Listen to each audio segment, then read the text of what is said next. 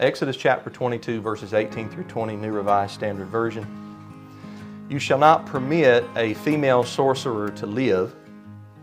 Whoever lies with an animal shall be put to death. Whoever sacrifices to any mighty one, Elohim, other than Yahweh alone, shall be devoted to destruction. May Yahweh bless His word to our hearts, and may we receive this for what it is. It is not the word of man, it is the word of Yahweh. We're back to studying the Torah through the book of Exodus today. After I finished the section on the enticement of the virgin woman in verses 16 through 17, I spent about 5 sermons on those 2 verses. Brother TJ knows what that feels like. I knew that this was the next section in Exodus 22, so I always look ahead, and I thought to myself, I can probably teach all 3 of those verses in one sermon. That was my first thought. I don't know what I was thinking. You'd think that I would know better than that now, especially once you start to study something. You think, man, there's this much on that one verse. So we're going to spend all 3 of my lessons this month, on Exodus 22, verse 18. So buckle up and get ready. The good thing about teaching verse by verse through a book or a chapter is that it makes you look at verses and subjects that you may not have ever really spent a lot of time on in an in-depth way. As a matter of fact, it makes you look at things that you may not ever really spend a lot of time on. I would normally read verse 18 about the sorceress or the witch, and I would think, yeah, I'm good. Move on to the next verse. But I'm teaching on the verse, so I have got to give it more thought. I can't just give it a few seconds of my time. The old KJV says here, thou shalt not suffer a witch to live. The ERV says, you must not allow any woman to do evil magic. If she does magic, you must not let her live. The HCSB that I use, and many others, use the word sorceress. New Revised Standard, the one I opened with, says female sorcerer. So we're going to begin with a small word study here, and then we'll branch out from there and we'll look at a few texts. The word witch or sorceress is the Hebrew word kashaf. Brown, Drivers, and Briggs defines it as to practice witchcraft or sorcery. Strong's says properly to whisper a spell, that is to enchant or practice magic. This particular word is used 6 times in the Hebrew Bible, and even in the King James Version it's translated variously as witch, sorcerers, or witchcraft. But there are other closely related words in Hebrew to kashaf. The one I just mentioned is Hebrew 3784, but there's 3785 and 3786, keshef and kashaf. These related words are also translated sorcerer, sorcery, or witchcraft in the Hebrew Bible, translated into English. A couple of texts. Micah 5 verse 12. I will remove the sorceries, keshef, from your hands, and you will not have any more fortune tellers. King James says soothsaying. So there we see a word association. It makes you think of some type of magic or black magic. Isaiah 47 verse 12. So take your stand with your spells, enchantments in the King James, and your many sorceries, keshef, which you have seared yourself with from your youth. Perhaps you will be able to succeed. Sarcasm there. There again, casting some type of spell is associated with the word keshef. And a very popular text on this subject is Deuteronomy 18, 9 through 14. It says, when you, speaking of the Israelites, enter the land Yahweh your mighty one is giving you, do not imitate the detestable customs of those nations. No one among you is to make his son or daughter pass through the fire, practice divination, tell fortunes, interpret omens, practice sorcery, kashaf, cast spells, consult a medium or a familiar spirit, or inquire of the dead. Everyone who does these things is detestable to Yahweh, and Yahweh your mighty one is driving out the nations before you because of these detestable things. You must be blameless before Yahweh your mighty one. Though these nations you are about to drive out listen to fortune tellers and diviners, Yahweh, your mighty one, has not permitted you to do this. There's a ton of word associations with kashaf in this text. We'll just stick with the English for now. Divination, casting spells, consulting a medium, inquiring of or talking to the dead. They're all used in relation to witchcraft or sorcery. Both Exodus 22 verse 18 and Deuteronomy 18, 9 through 14 show this is a big deal. The Deuteronomy text might be a little more powerful. I don't know. The Exodus 22 text mentions death. But Deuteronomy 18 shows us that Yahweh even held the Canaanite nations accountable for transgressing in these ways. Do you remember when I taught a lesson not long ago how that Canaanites can sin? But there are some laws that Israel is distinguished from the nations by. So whereas you don't want to invite a heathen Canaanite to observe Pesach, and you can sell an animal that's died of itself to the Canaanite, there are certain laws, particularly like right here, fortune telling, divination, consulting of the dead, that even the Canaanites are held accountable to. We see this in Leviticus 18 too, where all of the sexual immoralities, it's another reason why Yahweh drives the Canaanites out of their land. So it shows that these things are a very big deal. Once again, the Exodus text shows there's a form of capital punishment that is implemented on somebody in Israel who sought to practice such things. We can add to this list of Scripture Leviticus 19:31. Do not turn to mediums or consult spiritists, or you will be defiled by them. I am Yahweh, your mighty one. And Leviticus 20:26 through 27, you are to be holy to me because I, Yahweh, am holy, and I have set you apart from the nations to be mine. A man or woman who is a medium or spiritist must be put to death. They are to be stoned. Their blood is on their own hands.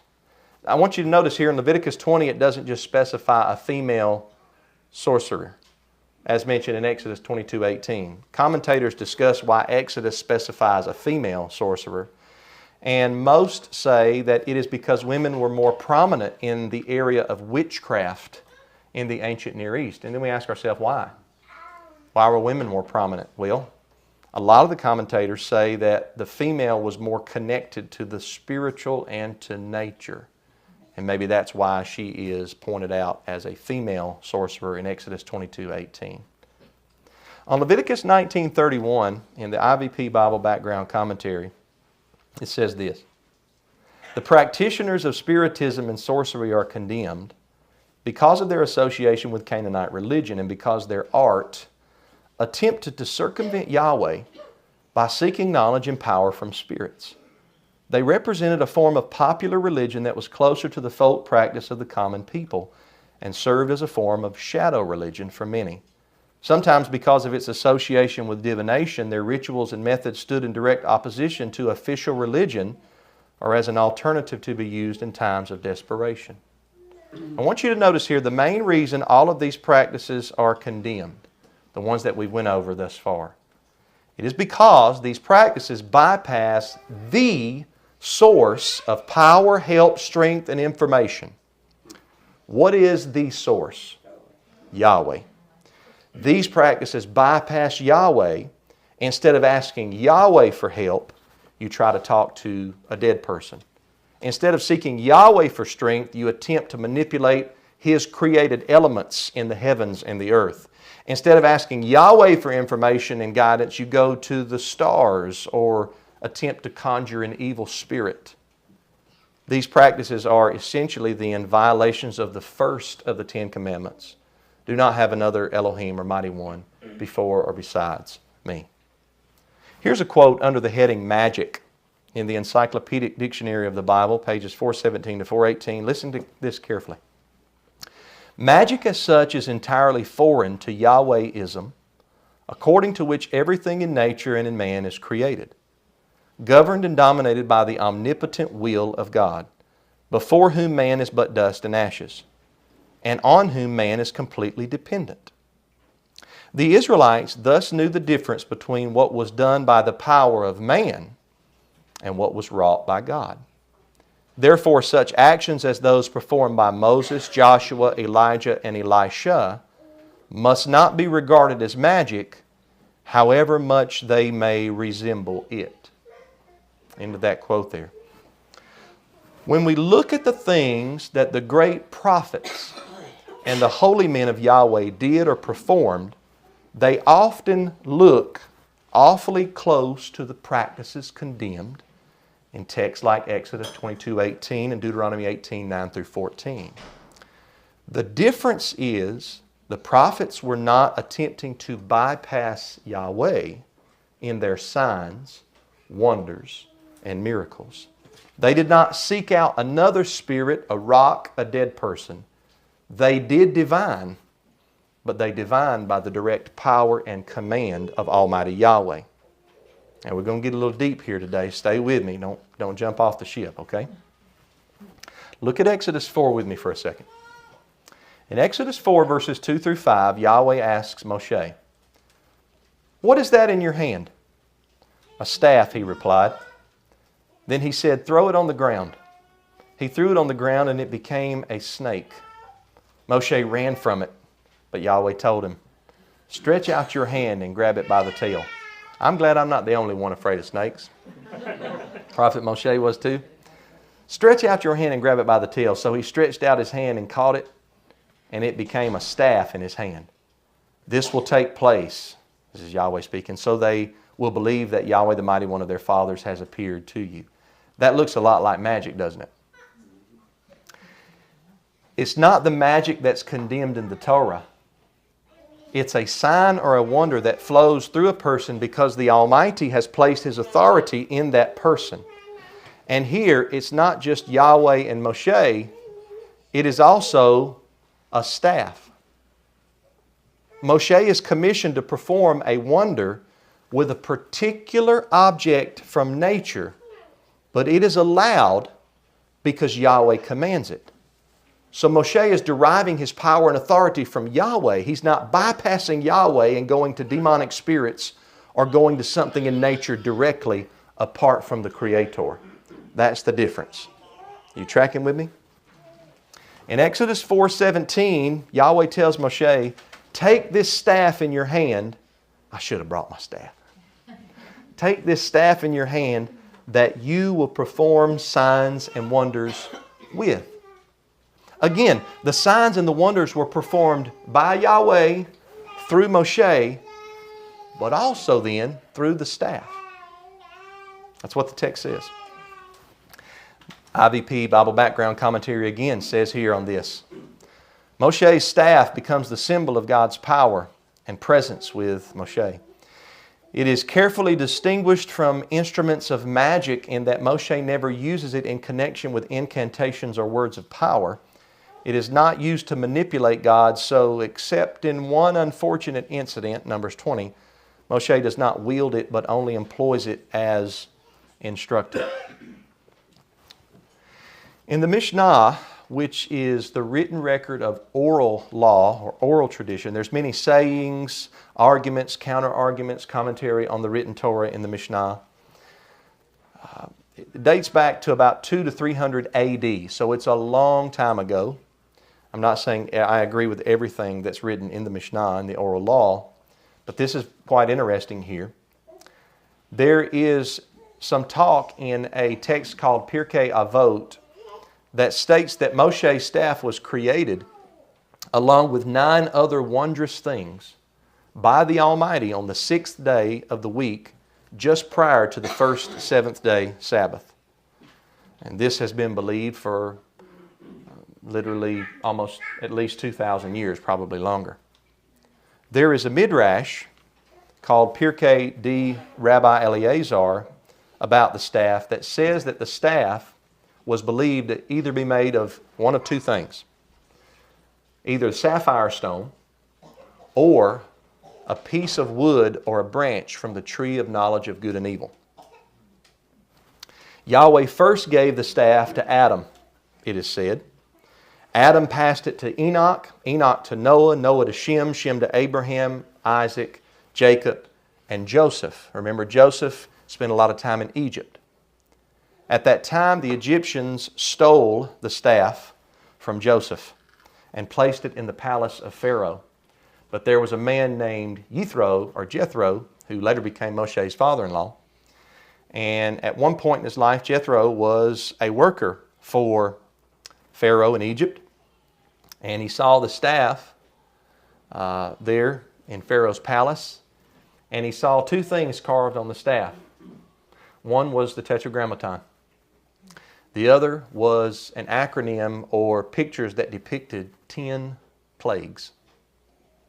Jethro took it because he figured it don't belong to Pharaoh. He took it and he put it in his garden. And when he stuck it into his garden, nobody could pull the staff back out. Maybe this is where a familiar tale comes from, right? The sword and the stone. Eventually, there was a man that showed up that looked like an Egyptian, but he was a Hebrew that was raised in Egypt. His name was Moshe. And Moshe pulled the staff out of the ground. And Jethro knew, this is the man that's going to deliver the Israelites from the land of Egypt. And this is the man I'm giving my daughter Zipporah to. It's also been said for literally thousands of years, it's been believed by Hebrews that young David later had this staff with him when he defeated Goliath in 1 Samuel 17 verse 40. And it's also said that it will one day be held by the Messiah himself during the Messianic era. And in the Bible it is called the staff of Elohim, or if you read the King James, the rod of God, in Exodus 4 verse 20 and in Exodus 17 verse 9.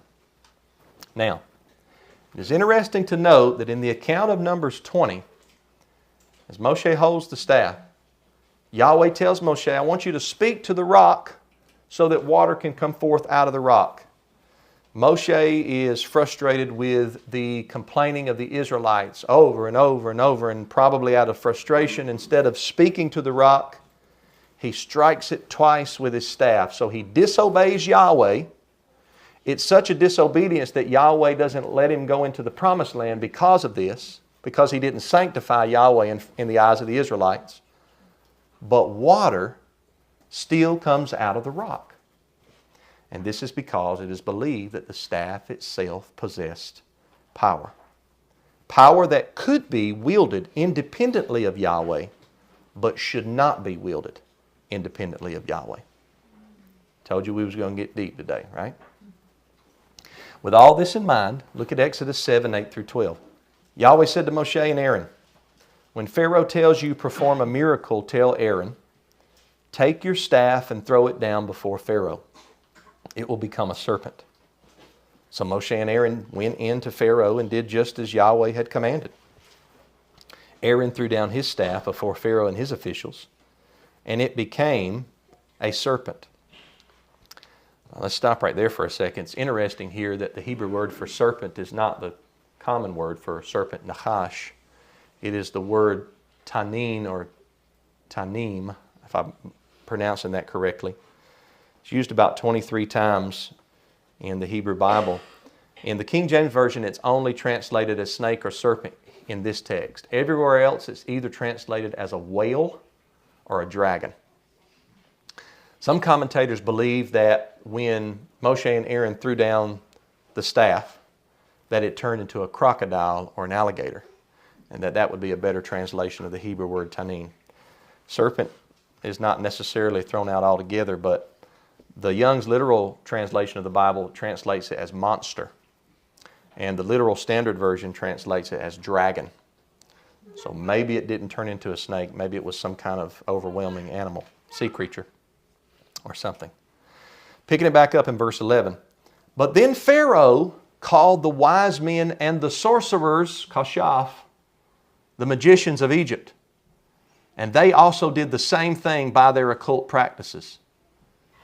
Some commentators, in trying to naturalize the supernatural, say that there's a certain trick that the Egyptians probably did on the snake, and they held their neck in such a way that it paralyzed them and made them look like a rod, and then when they threw them down, people thought they were a rod, but they were really a snake the whole time.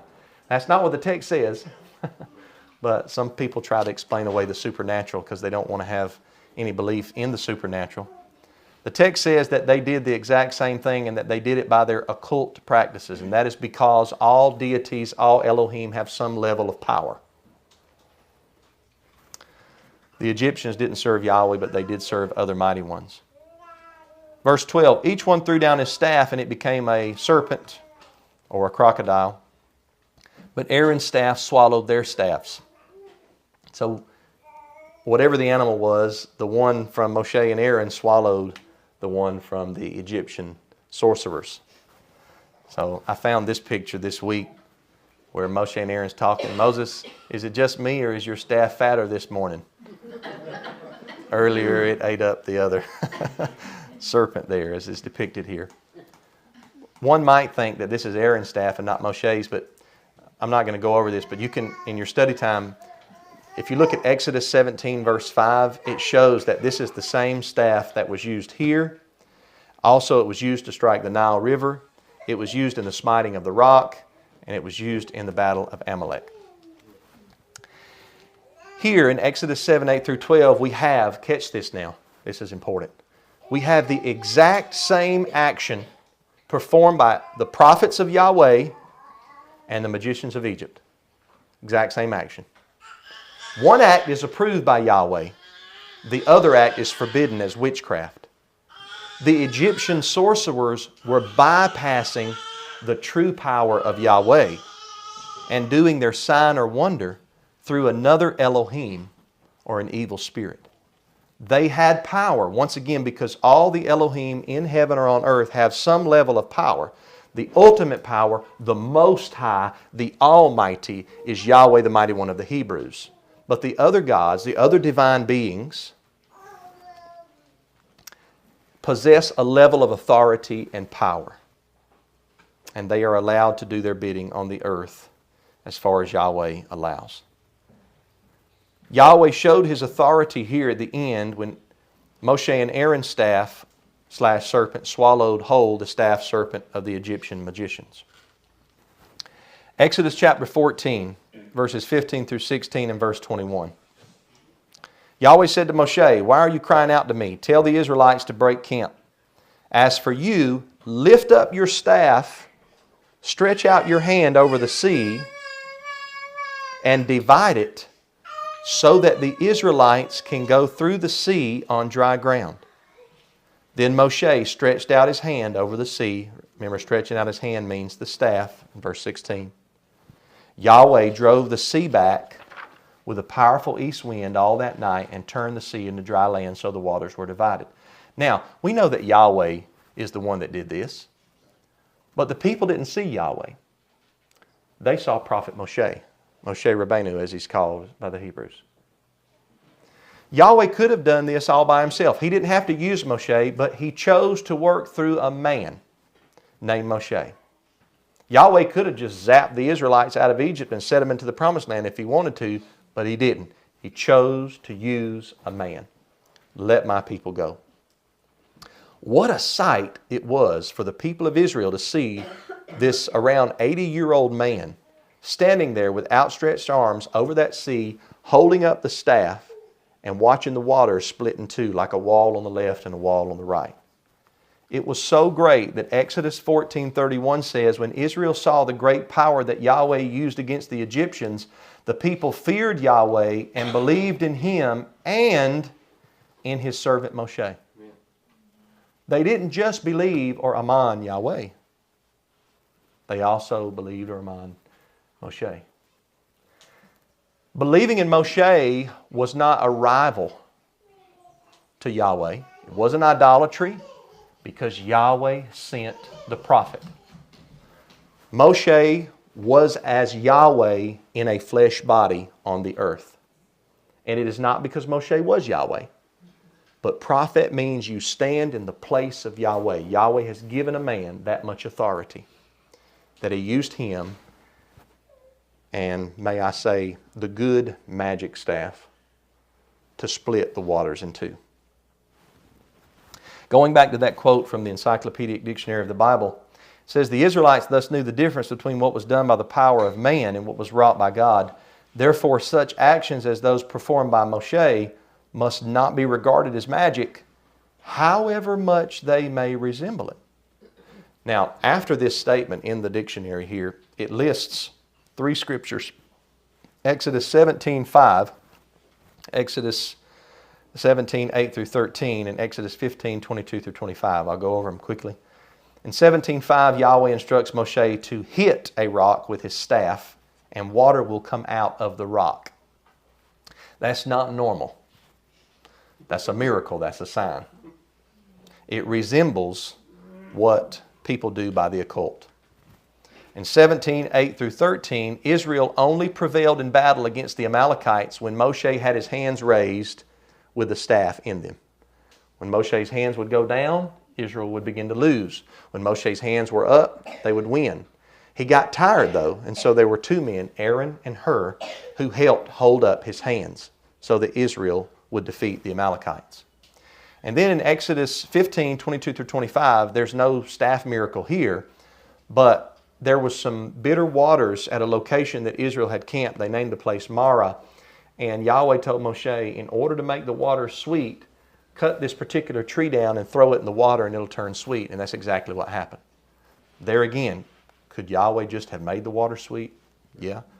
But He used a tree to do it. The dictionary's point here is that all of these acts resemble magic. As a matter of fact, by the other nations, they probably knew Moshe and thought Moshe was a wizard. But the acts are not classified as magic per se because they are Yahweh's directives. And Moshe is not attempting to bypass Yahweh to perform the sign through his own command to nature or through the power of an evil spirit. So in conclusion to the lesson today, and this is part 1 about sorcery and witchcraft, magic, witchcraft, and sorcery are condemned in the Torah. But that does not mean that performing a miracle or showing a sign and wonder through Yahweh's directive and power is equally condemned. It all has to do with the source from which the power and thus the sign or wonder was derived. As long as the source was from Yahweh's command, it may look like magic, but it's condoned and permitted and commanded by Almighty Yahweh. Exodus 22:18 and Deuteronomy 18:9 through 14 are condemning practices which bypass Yahweh in performing signs and wonders. Practices which seek to manipulate and control nature through the power of false Elohim. Practices which seek to tell fortunes or predict your life through the elements apart from Yahweh. Practices which seek to consult dead people in order to gain wisdom and knowledge for life. And I hope that you can now see why the death penalty is the judgment for these sins. And it's because these actions are a direct assault on the authority and the kingship of Yahweh.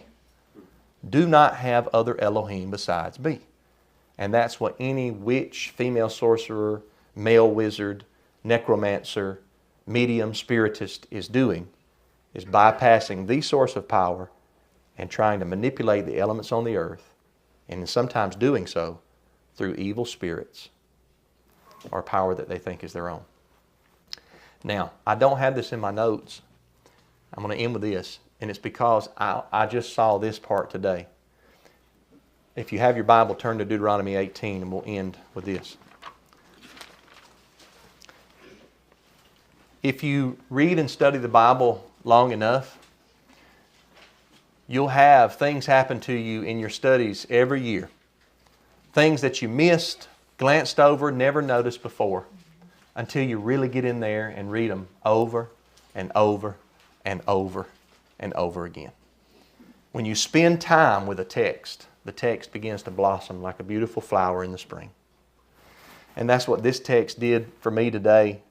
As I was laying down before taking a nap, I thought about this and I'd never put this together.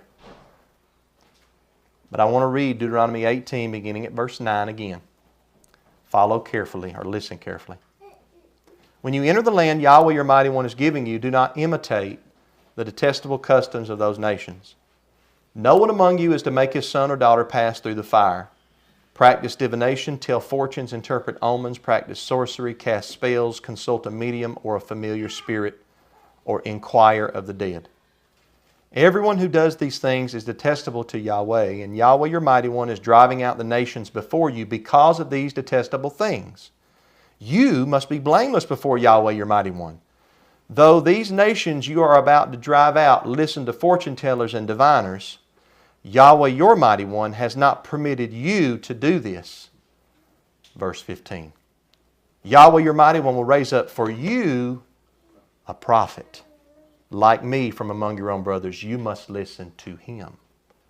The prophet in 18:15 is in direct opposition to 9 through 14. Don't seek out these people for your life. Seek the prophet. You see that? It's a good divination and an evil divination. It's a good man and a bad witch.